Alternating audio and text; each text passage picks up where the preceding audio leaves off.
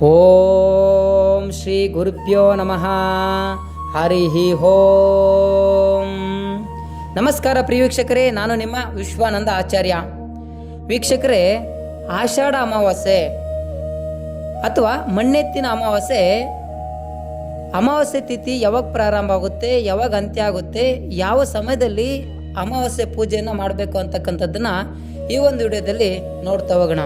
ವೀಕ್ಷಕರೇ, ಮಣ್ಣೆತ್ತಿನ ಅಮಾವಾಸ್ಯೆ ದಿನಾಂಕ 13 ಜುಲೈ 2026 ಸೋಮವಾರ ಸಂಜೆ 6:49 ಪ್ರಾರಂಭ ಆಗುತ್ತೆ.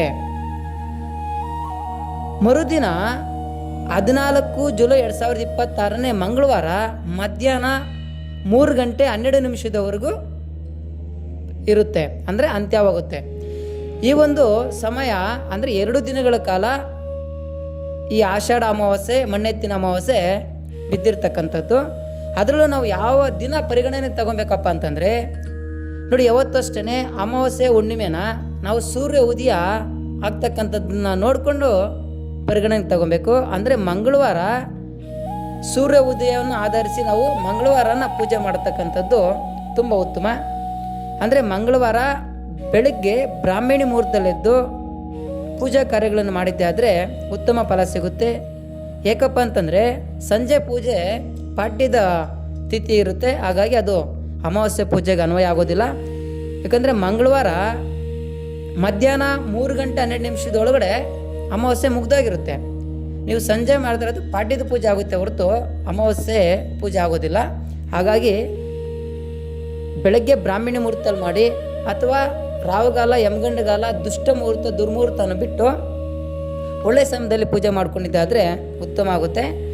ಅದೇ ರೀತಿಯಾಗಿ ಈ ಒಂದು ಪೂಜೆನ ಮನೆಯಲ್ಲಿ ನಾವು ಲಕ್ಷ್ಮೀ ಪೂಜೆಯನ್ನು ಮಾಡಬಹುದು, ಅಥವಾ ವ್ಯವಹಾರ ಜಾಗಗಳಲ್ಲಿ ಲಕ್ಷ್ಮೀ ಪೂಜೆಯನ್ನು ಸಹ ಮಾಡೋದ್ರಿಂದ ಉತ್ತಮ ಫಲ ಸಿಗುತ್ತೆ.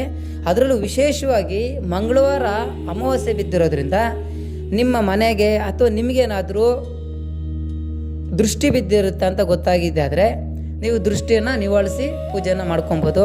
ದೃಷ್ಟಿ ಯಾವ ರೀತಿ ತೆಗಿಬೇಕಪ್ಪ ಅಂತಂದರೆ, ನಿಂಬೆಹಣ್ಣು, ತೆಂಗಿನಕಾಯಿ, ಬೂದುಗೋಂಬಳಕಾಯಿ, ಈ ಒಂದು 3 ವಸ್ತುಗಳಲ್ಲಿ ದಕ್ಷಿಣಾಭಿಮುಖವಾಗಿ ನಿಂತ್ಕೊಂಡು ಮನೆಗೆ ಮತ್ತು ನಿಮಗೆ ಇಳಿ ತೆಗೆದುಕೊಂಡು ಆಚೆ ಕಡೆ ಆಗಿದ್ದೆ ಆದರೆ, ಯಾರು ತುಳಿದಿರತಕ್ಕಂಥ ಜಾಗದಲ್ಲಿ ಆಚೆ ಕಡೆ ಹಾಕಿದ್ದೆ ಆದರೆ ಬೇಗ ನಿಮ್ಮ ದೃಷ್ಟಿ ನಿವಾರಣೆಯಿಂದ ತಪ್ಪಿಸ್ಕೊಬೋದು.